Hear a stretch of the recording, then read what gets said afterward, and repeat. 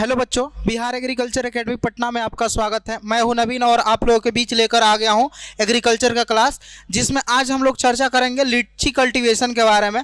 इससे पहले हम लोगों ने बनाना, गुआवा और इसके अलावा हम लोगों ने पपाया को भी देख लिया है। तो इसी तरह से हम लोग यूट्यूब पे आप लोगों को वीडियो देते रहेंगे और साथ ही साथ ये जो सीरीज चल रहा है जिसमें एक आप लोगों ने बताया था कि एक सफलता संग्राम करके सीरीज चल रहा है, जिसमें कि ऑब्जेक्टिव टाइप क्वेश्चन हम लोग करा रहे हैं, जो कि अभी 2 अपलोड किए हैं वीडियो। इसके अलावा उसमें और भी हम लोग करने वाले हैं। सबसे पहले हम लोग देखेंगे अब लीची कल्टीवेशन के बारे में। सबसे पहले बोटेनिकल नेम, वानस्पतिक नाम की बात किया जाए तो इसका नाम लीची चाइनेंसिस है। नाम से ये स्पष्ट है, लीची का बोटेनिकल नेम लीची चाइनेंसिस। फैमिली की बात करें तो साइपिंडेसी फैमिली है। कौन सा फैमिली है? साइपिंडेसी फैमिली है। इसको इंपॉर्टेंट कर लीजिए, क्वेश्चन पूछ देता है कभी कभी कि लीची किस फैमिली से बिलोंग करता है, तो साइपिंडेसी। अगर क्रोमोसोम नंबर की बात किया जाए तो 30 क्रोमोसोम नंबर होता है। ओरिजिन प्लेस, उत्पत्ति कहाँ पे हुआ, तो इसका चीन से उत्पत्ति स्थान है इसका, और इसकी उत्पत्ति कहाँ से मानी जाती है? चीन से। इसका कॉमन नेम की अगर बात किया जाए कि किन किन नामों से इसको जानते हैं, तो इसको हम लोग क्वीन ऑफ सब ट्रॉपिकल फ्रूट बोलते हैं, मतलब उपोष्ण फलों की रानी। इसके अलावा चिल्ड्रन फ्रूट बोलते हैं। क्या बोलते हैं? Children fruit. Kind of fruit बोलते हैं, ठीक है ना। चिल्ड्रन फ्रूट क्योंकि ये बच्चों का सबसे क्या होता है, पसंदीदा फ्रूट होता है, ठीक है ना। इसके अलावा इसको हम लोग काइंड ऑफ फ्रूट बोलते हैं। उसके बाद अगर बात करें इंस्टीट्यूट की, जो लीची से रिलेटेड इंस्टीट्यूट है, अगर उसकी बात करें तो जो इंस्टीट्यूट है उसका नाम है नेशनल रिसर्च सेंटर फॉर लीची, जो कि मुसहरी मुजफ्फरपुर बिहार में है। इतना नहीं पूछता है, ये वहाँ का लोकल जो प्लेस है वहाँ का हमने बताया है, लेकिन मुजफ्फरपुर याद रखिएगा। और वैसे भी आप लोग सभी लोग जानते होंगे कि लीची का कल्टीवेशन या लीची की खेती सबसे ज़्यादा बिहार में होता है, और बिहार में भी सबसे ज़्यादा कहाँ? मुजफ्फरपुर जिले में, ठीक है। तो ये हो गया आपका राष्ट्रीय लीची अनुसंधान केंद्र मुसहरी मुजफ्फरपुर बिहार। नेक्स्ट हम लोग बात करेंगे इम्पोर्टेंस का, कि लीची का क्या इम्पोर्टेंस है, किसका मेन सोर्स है, इसके बारे में चर्चा करेंगे, क्योंकि यहाँ से भी क्वेश्चन पूछते हैं। सबसे पहले है कि गुड सोर्स ऑफ कैल्शियम। ये कैल्शियम का एक सबसे अच्छा स्रोत है। किसका? कैल्शियम का सबसे बेस्ट स्रोत है। अगर क्वेश्चन पूछ दे कि पोटेशियम का कौन सा मेन सोर्स है, तो बनाना हमने पढ़ाया है आप लोगों को। बनाना में ये बातें बताया है कि जो पोटेशियम का अगर मेन सोर्स की बात किया जाए पोटेशियम का, तो उसका कौन हो जाएगा? बनाना हो जाएगा। और कैल्शियम का पूछे तो लीची हो जाएगा। अब बात किया जाए fruit rich in vitamin C, तो सबसे ज़्यादा क्या पाया जाता है आपका? विटामिन सी भी पाया जाता है इसमें, ठीक है। और अगर क्वेश्चन पूछे कि सबसे अधिक विटामिन सी वाला फ्रूट कौन सा है, तो हमने बताया था आपको बारबाडोस चेरी। बारबाडोस चेरी, ये हमने कई बार बताया इस क्वेश्चन को, और ये पूछता भी है। अगर ऑप्शन में नहीं रहे बारबाडोस चेरी, तो उसके जगह पे हम आंवला को करेंगे, ठीक है ना। अगर बारबाडोस चेरी ऑप्शन में नहीं है, तब उस कंडीशन में हम आंवला को करेंगे, ठीक।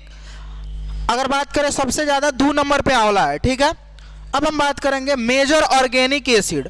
अगर एसिड की बात किया जाए कि कौन सा एसिड पाया जाता है लीची के फ्रूट में, तो मैलिक एसिड पाया जाता है। क्या पाया जाता है? Malic acid. सेब में भी क्या पाया जाता है? मैलिक एसिड, ठीक है। यूजेज, उपयोग की बात किया जाए कि इसका उपयोग करके हम लोग क्या क्या बनाते हैं, तो उपयोग की बात किया जाए तो इसको कैनिंग में यूज करते हैं, डिब्बाबंदी करते हैं। इसके अलावा शरबत बनाते हैं।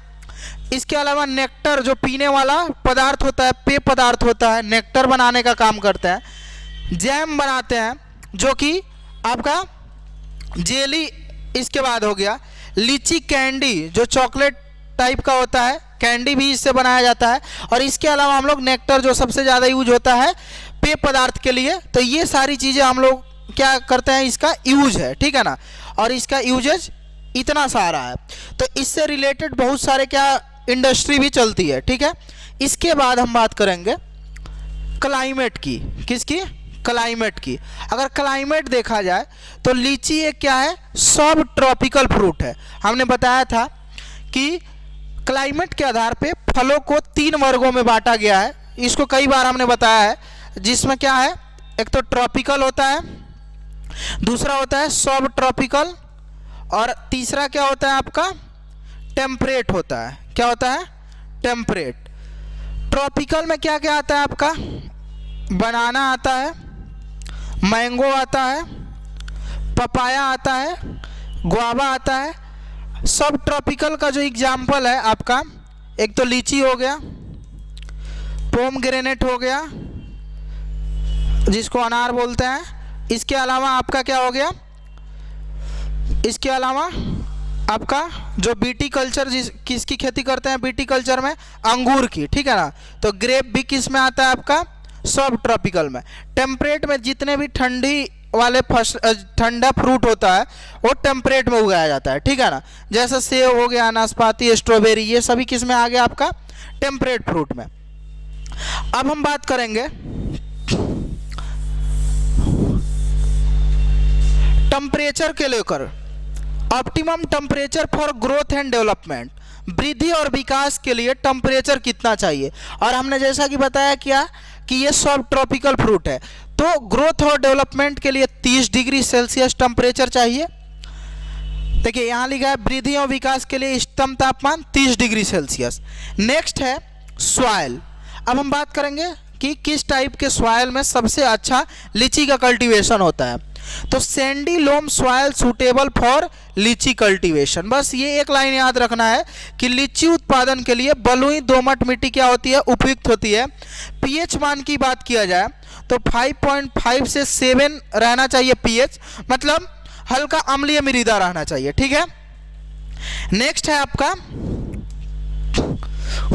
बॉटनी। अगर बात किया जाए कि किस टाइप का वनस्पति पाया जाता है, तो सबसे पहले है फ्रूट टाइप, फल का प्रकार। जैसा कि हम लोग फ्रूट टाइप के आधार पे अलग अलग फलों को बताया था कि किस विभाग में आता है। जैसे कई टाइप के फ्रूट टाइप होते हैं, जैसे हमने बताया था बेरी का नाम आप लोग सुने होंगे, बेरी, हेस्पेरेडियम, हेस्पेरेडियम। इसके अलावा नट है, ठीक है, पोम है, ये सारे होते हैं। तो ये जो आपका फ्रूट टाइप है लीची का, ये नट है। और ये क्वेश्चन सबसे अधिक किस लिए पूछता है कि नट भी है तो इसमें सीड कितना होता है? एक होता है, इसलिए इस फ्रूट को हम लोग सिंगल सीडेड नट बोलते हैं। तो इसको आप लोग इंपॉर्टेंट कर लीजिए। क्वेश्चन पूछता है कि which of the following is single seeded nut fruit, तो कौन सा होता है? लीची होता है, ठीक है।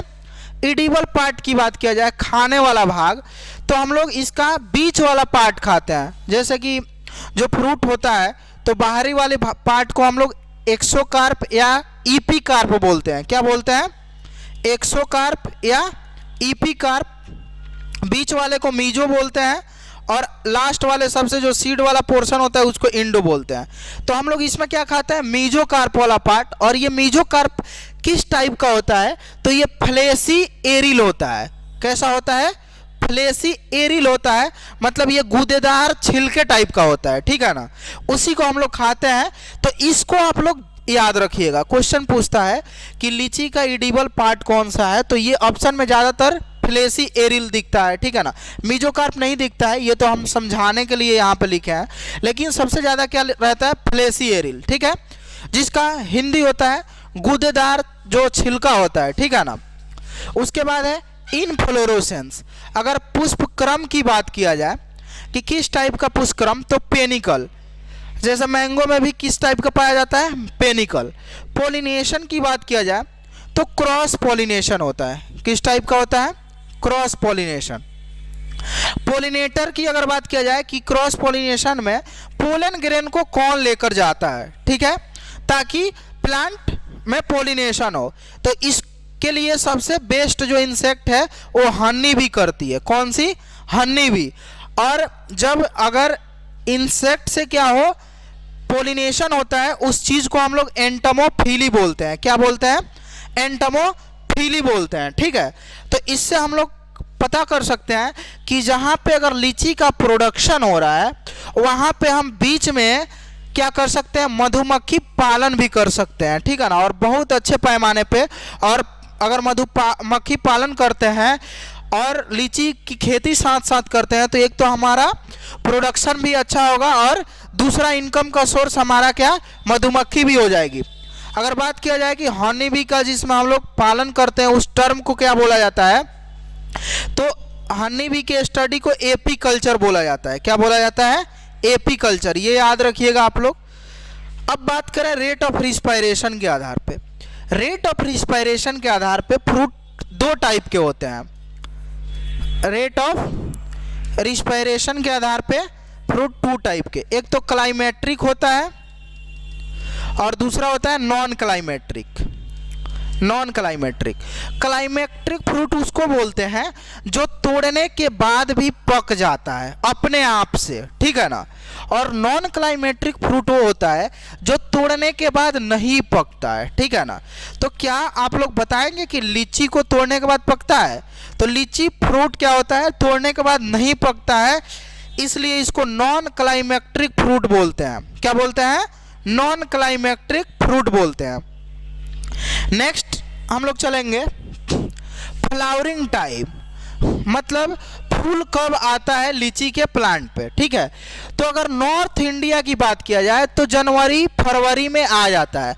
अभी आप लोग देखिएगा जितने भी लीची के प्लांट है सब पे आ गया होगा फ्लावरिंग, ठीक है ना, जो अभी का महीना चल रहा है। अगर साउथ इंडिया का बात किया जाए तो वहाँ पे जून से सितंबर तक क्या होता है, फ्लावरिंग होता है, ठीक है। अब हम बात करें रेड कलर ड्यू टू, ठीक है ना, लीची में जो लाल रंग होता है वो किसके कारण होता है, तो वो एक पिगमेंट है जिसका नाम है एंथोसाइनिन। हमने आप लोगों को पहले ही बताया है कि जितने भी फ्रूट हैं अगर लाल कलर की बात करें, लाल कलर की बात करें तो उसके लिए जो जिम्मेदार पिगमेंट होता है कौन सा होता है, एंथोसाइनिन पिगमेंट होता है। एक्सेप्शन एक टोमेटो है, टोमेटो में जो लाल रंग होता है वो लाइकोपीन के कारण होता है, ठीक है। टोमेटो में किसके कारण होता है, लाइकोपीन के कारण। तो ये हमेशा आप लोग याद रखिएगा, ठीक है। अब नेक्स्ट है कि litchi is sensitive to water logging, ठीक है। अगर लीची के फील्ड में जल जमाव हो जाए तो क्या होगा कि उसके प्रति वो प्लांट संवेदनशील है, मतलब उसको सह नहीं पाएगा, ठीक है ना, रूट खराब हो जाते हैं, ठीक है ना। तो इसलिए हम वैसे फील्ड का चुनाव करेंगे जब लीची का कल्टीवेशन कर रहे हैं जहाँ पे क्या हो कि जल निकास की सुविधा अच्छी हो, तब जाकर वहाँ पे हम लीची का कल्टीवेशन करेंगे, ठीक है। स्पेसिंग की अगर बात किया जाए कि कितने दूरी पे हम लोग पौधे से पौधे की दूरी रखते हैं और लाइन से लाइन, तो 10 मीटर लाइन से लाइन और 10 मीटर प्लांट से प्लांट रखते हैं। मैंगो में भी इतना ही रखते हैं, इसमें मतलब 8 से 10 मीटर रखते हैं एवरेज, ठीक है। अगर रियल में देखा जाए तो 10x10 रखते हैं जितना मैंगो में रखते हैं, ठीक है। अब नेक्स्ट हम लोग चलेंगे, सबसे पहले आप लोगों को हम बता दें कि जो बिहार एग्रीकल्चर एकेडमी पटना है और जितने भी बच्चे जो इंटरमीडिएट का एग्ज़ाम दे चुके हैं उनके लिए जो बीसीएसई का एग्ज़ाम देना चाहते हैं, सीयूईटी आईसीआर का एग्ज़ाम देना चाहते हैं, तो उनके लिए हमारा संस्थान ऑफलाइन क्लास लेकर आया है और इसके अलावा ऑनलाइन भी हम लोग क्लासेस प्रोवाइड कर रहे हैं, जिसमें आप लोगों की बहुत सारी सुविधाएं देखने को मिलेगी, जिसमें क्लास नोट्स रहेगा, साथ ही साथ उसके एमसीक्यू क्वेश्चन रहेंगे जो आप लोगों को प्रैक्टिस कराया जाएगा ताकि कोई भी आपको डाउट ना रहे। और प्रीवियस ईयर क्वेश्चन जितने भी हैं, जितने भी यूनिवर्सिटी के हैं या सीयूईटी आईसीआर का है, उन सारे एमसीक्यू क्वेश्चन का सॉल्व कराया जाएगा, सॉल्यूशन देंगे हम लोग। और बाकी टॉपिक वाइज टेस्ट तो होता ही है और यहाँ पे हम लोग सेक्शनल टेस्ट लेते हैं, फिर फुल लेंथ टेस्ट लेते हैं जो आपका सीयूईटी के बेस पे होता है, जिसमें 50 क्वेश्चन पूछा जाता है। और बीसीएसई की बात किया जाए तो एग्रीकल्चर के 100 क्वेश्चन पूछे जाते हैं। तो उस टाइप से हम लोग एक 50 क्वेश्चन का भी टेस्ट लेते हैं, 100 क्वेश्चन का भी लेते हैं और उसके बाद क्या करते हैं, आपका सही मूल्यांकन हो पाता है उसमें कि आपकी तैयारी कितना है, ठीक है ना। तो अगर आप भी चाहते हैं कि अपने तैयारी को बेहतर बनाएं तो आप जुड़ सकते हैं बिहार एग्रीकल्चर एकेडमी पटना से और अपने तैयारी को बेहतर कर सकते हैं। क्योंकि देखिए अभी जो टाइम चल रहा है वो आपके तैयारी का टाइम है, पूरा फोकस आपका तैयारी पे होना चाहिए। और अगर फोकस नहीं करते हैं, अगर अच्छा सोर्स आपको नहीं मिलता है तो आप सिलेक्शन से दूर हो जाइएगा। तो अगर आपको अच्छा सोर्स चाहिए, ऑथेंटिक चीज़ें चाहिए, आपके एग्ज़ाम पॉइंट ऑफ व्यू से आपका तैयारी होना चाहिए, तो आप जुड़ सकते हैं हमारे संस्थान बिहार एग्रीकल्चर एकेडमी पटना। अगर ऑफलाइन आप ज्वाइन करना चाहते हैं तो ऑफलाइन आकर ज्वाइन कर लीजिए। अगर ऑफलाइन की बात किया जाए तो ये मुसल्लापुर हाट में चल रहा है, जो कि रामपुर नहर के किनारे है। अगर ऑफलाइन नहीं जुड़ना चाहते हैं, आप लोग ऑनलाइन जुड़ना चाहते हैं, तो लिंक डिस्क्रिप्शन बॉक्स में दिया गया है, वहाँ से आप लोग ऐप को डाउनलोड कर सकते हैं और क्लास को परचेज कर सकते हैं। और क्लास का फी भी बहुत कम रखे हैं हम लोग, ताकि आपके तैयारी में क्या हो, बहुत सारी मदद मिल सके। तो आप लोग बेहिचक ज्वाइन कर सकते हैं और अपने तैयारी को बेहतर कर सकते हैं। ठीक है, इसी के साथ हम लोग नेक्स्ट चल रहे हैं टॉपिक पे।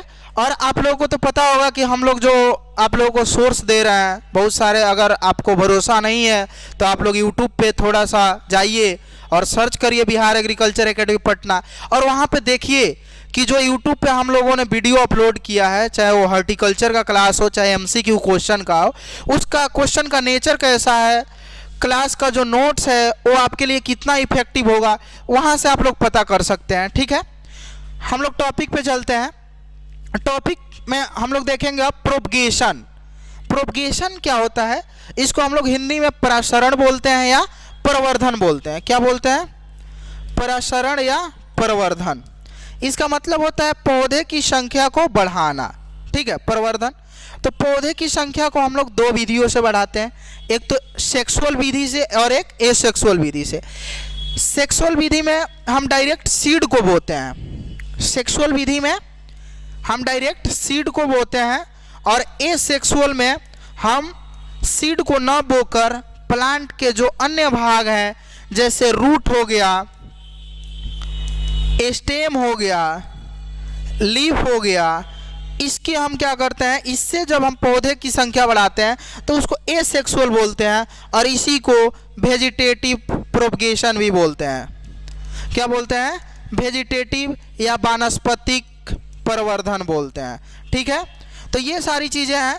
तो इसमें हम लोग वानस्पतिक प्रवर्धन करते हैं, एसेक्सुअल प्रोपगेशन करते हैं, और जो एसेक्सुअल प्रोपगेशन है इसमें हम लोग एयर लेयरिंग करते हैं। ठीक है, एयर लेयरिंग मतलब, एयर मतलब हवा होता है, मतलब हम क्या करते हैं कि प्लांट को हवा में ही क्या करते हैं, ताकि उसमें ऐसा चीज़ें डेवलप करते हैं ताकि उसमें रूट निकल आए और वो प्लांट क्या हो, एक पूर्ण प्लांट में डेवलप हो जाए। जैसे हम क्या करते हैं कि प्लांट को, जैसे एक इधर प्लांट है एक इधर है, ठीक है, इसको लाते हैं और मोड़ के और इसको ऊपर ही क्या करते हैं, और ये कुछ दिन के बाद यहाँ पे क्या होता है, एक प्लांट के रूप में डेवलप हो जाता है। इसको दाबते हैं तो, और ये फिर निकल जाता है, और इस तरह से हम काट कर इसको अलग जगह फिर क्या कर लेते हैं, लगा देते हैं। यही एयर लेयरिंग होता है।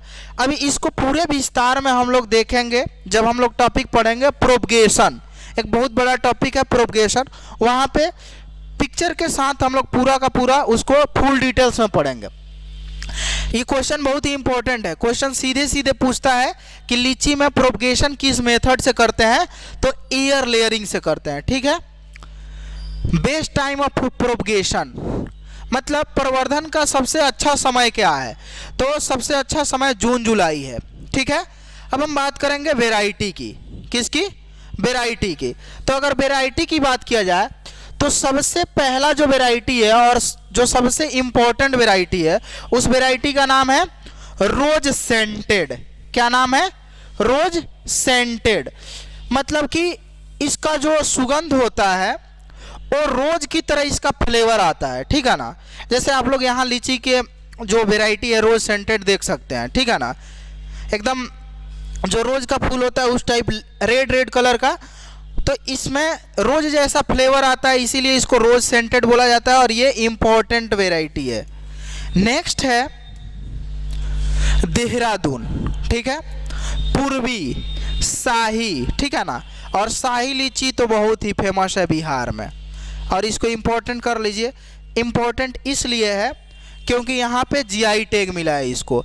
जीआई टैग का मतलब होता है ज्योग्राफिकल इंडिकेशन, मतलब जो फ्रूट या जो भी कोई वस्तु उसी क्लाइमेट के अनुरूप जब वहाँ ज़्यादा से ज़्यादा प्रोडक्शन होता है वहाँ के लिए उसको जीआई टैग दिया जाता है। जैसे मुजफ्फरपुर जो एरिया है वहाँ पे शाही लीची का प्रोडक्शन सबसे अधिक होता है और उसके लिए वो क्लाइमेट सबसे फेवरेबल है, तो वहाँ पे क्या मिला है, शाही लीची को जीआई टैग मिला है। जैसे मिर्चा चावल का नाम सुने होंगे आप लोग, जो पश्चिम चंपारण के बच्चे होंगे वहाँ पे मिर्ची चावल वहाँ पे बड़े पैमाने पे खेती होती है, तो वहाँ पे जीआई टैग मिला है। बनारसी साड़ी का नाम सुने होंगे, बनारस में ये सबसे फेमस है, वहाँ पे वहाँ के लिए उसको जीआई टैग मिला है। मगही पान का नाम सुने होंगे कि उसी क्षेत्र में सबसे ज़्यादा प्रोडक्शन और वहाँ के लिए वो चीज़ें फेमस होती है, इसीलिए जीआई टैग दिया जाता है। ठीक है, और इस लीची के वैरायटी को प्राइड ऑफ बिहार बोला जाता है। क्या बोला जाता है? Pride of Bihar. ठीक है, नेक्स्ट है स्वर्ण रूपा। भाई ये भी इंपॉर्टेंट है, स्वर्ण रूपा। ठीक है, तो रोज सेंटेड, शाही, स्वर्ण रूपा, ये सभी इंपॉर्टेंट वैरायटी है। उसके बाद है इलायची, तेजपुर लीची। तेजपुर का नाम सुने होंगे, तेजपुर कहाँ पे है? आपका असम में है और वहाँ पे इस लीची को जीआई टैग मिला है। तेजपुर लीची को जीआई टैग मिला है। वहाँ पे एक तेजपुर आईआईटी कॉलेज भी है जो बहुत फेमस है। उसके बाद है चाइना लीची। ठीक है, अर्ली बेदाना, लेट बेदाना। एक अर्ली बेदाना का मतलब इसको हम लोग आगे बोते हैं, सबसे पहले बोते हैं और इसका फ्रूट सबसे पहले मिलता है। और लेट बेदाना ये थोड़ा देरी से मिलता है। हम बात करेंगे सबौर बेदाना की। तो जो सबौर बेदाना है ये बिहार एग्रीकल्चर यूनिवर्सिटी से इसको निकाला गया, रिलीज किया गया है, इसलिए इसका नाम सबौर बेदाना पड़ा है। ठीक है, जो कि आपका बिहार एग्रीकल्चर यूनिवर्सिटी सबौर में है, वहाँ से ये वैरायटी डेवलप है। नेक्स्ट है मुजफ्फरपुर और उसके बाद है बम्बई। ठीक है, नेक्स्ट हम लोग देखते हैं हाइब्रिड किस्म है। संकर किस्म हिंदी में इसको बोलते हैं। हाइब्रिड किस्म को क्या बोलते हैं? हाइब्रिड किस्म किसको बोलते हैं? तो सबसे पहले जब दो अलग अलग वैरायटी का क्रॉस कराकर जब एक नया वैरायटी डेवलप करते हैं उसी को हम क्या बोलते हैं? Hybrid variety. तो जैसे पूर्वी एक वैरायटी है और एक बेदाना है, इन दोनों को क्रॉस करके सबौर मधु वैरायटी बनाया गया है और ये भी बिहार एग्रीकल्चर यूनिवर्सिटी से डेवलप है। ठीक है, सबौर मधु, ये दोनों का क्रॉस करके बनाया गया है और ये हाइब्रिड वैरायटी है। ठीक है, नेक्स्ट है हार्वेस्टिंग एंड यील्ड। अगर हार्वेस्टिंग की बात किया जाए कि इसकी तुड़ाई कब करते हैं हम लोग, तो मई से जून के महीने में हम इसकी तुड़ाई करने लगते हैं। अगर उपज की बात किया जाए तो 80 से 150 केजी पर ट्री, मतलब एक प्लांट 80 से 150 केजी पर ईयर प्रोडक्शन देता है। ठीक है ना, माने पर ईयर पर प्लांट 80 से 150 केजी प्रोडक्शन देता है। स्टोरेज टेम्परेचर की बात किया जाए कि इसको कितना डिग्री टेम्परेचर पे स्टोर करके रख सकते हैं ताकि फ्रूट खराब ना हो, तो 0 से 2 डिग्री सेल्सियस पे। नेक्स्ट है फिजियोलॉजिकल डिसऑर्डर। इसका मतलब होता है कि न इंसेक्ट और न रोग से, मतलब किसी एलिमेंट की कमी से जब पौधों के अंदर या फ्रूट्स के अंदर जब कोई विकार उत्पन्न हो जाता है उसी को हम लोग क्या बोलते हैं? दैहिक विकार। इसको क्या बोलते हैं? दैहिक विकार। फिजियोलॉजिकल डिसऑर्डर इसको इंग्लिश में बोलते हैं। तो आप लोग देखे होंगे कि जो लीची का फ्रूट होता है क्या होता है कि जब पूरा मैच्योर होता है तो फटना शुरू हो जाता है, आप लोग देखते होंगे। और जब फटता है तो क्या होता है कि उसका क्वालिटी भी थोड़ा देखने में अच्छा नहीं लगता है और उसको कम लोग परचेस करते हैं, मार्केट में डिमांड कम हो जाता है। तो क्या होता है, उसके लिए कौन सा फैक्टर जिम्मेदार है उस चीज़ को देखते हैं। और ये सबसे इम्पोर्टेंट फिजियोलॉजिकल डिसऑर्डर किसका है? लीची का है। तो फ्रूट क्रैकिंग की बात किया जाए तो ड्यू टू एक्सेस वाटर, अगर अधिक पानी दे देते हैं या हाई टेम्परेचर हो जाता है, और इसके अलावा अगर बात किया जाए कि अगर बोरॉन की डिफिशियंसी हो जाए तो फ्रूट क्या हो जाता है? फट जाता है। तो आप लोग देखेंगे अगर ऑप्शन में ये दोनों चीज़ें नहीं रहे, अगर पूछे कि फ्रूट क्रैकिंग किससे होता है, तो उसका सीधा सीधा आंसर क्या होता है कि बोरान डिफिशियंसी की वजह से फ्रूट क्या हो जाता है, फट जाता है। तो इसको बचाने के लिए हम लोग बोरेक्स का छिड़काव करते हैं। किसका? बोरेक्स का छिड़काव कर देते हैं, ठीक है, जिससे बोरान की पूर्ति हो जाती है और फ्रूट का क्वालिटी इंप्रूव हो जाता है। नेक्स्ट है लीफ स्कॉर्चिंग। जो पत्तियां होता है उस क्या हो जाता है, स्कॉर्चिंग का मतलब हो गया मुड़ना शुरू हो जाता है, ठीक है ना, मतलब उस पर एक अलग टाइप का क्या होता है कि मतलब स्क्रैच टाइप का दिखने लगता है, ठीक है ना, इसीलिए इसका नाम है लीफ स्कॉर्चिंग। और ये जो होता है पोटेशियम की कमी से होता है। किसके कमी से? पोटेशियम।